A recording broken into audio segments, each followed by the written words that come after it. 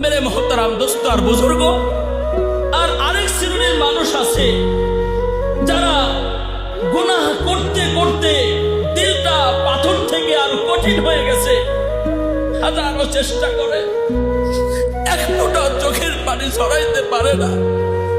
আবার আর আপনার রাসূল বলেন ইবকু ফাইল্লাম তাবকু ফাতাবাকু। আর সুনান ইবনে মাজার 4324 নম্বর হাদিসের শুরু অংশে বলেন ফাইল্লাম তাস্তাতিউ ফাতাবাকু। আমার উম্মতেরা, কান্না যদি তোর না আসে তাহলে তুই একটা কাজ কর, যার কান্না আসে না, যার কান্না আসে আর যাকে তুই কান্না করতে দেখোস, ওর দেখা দেখি তুই একটা ভান ধর, কান্নাকার অভিনয় কর।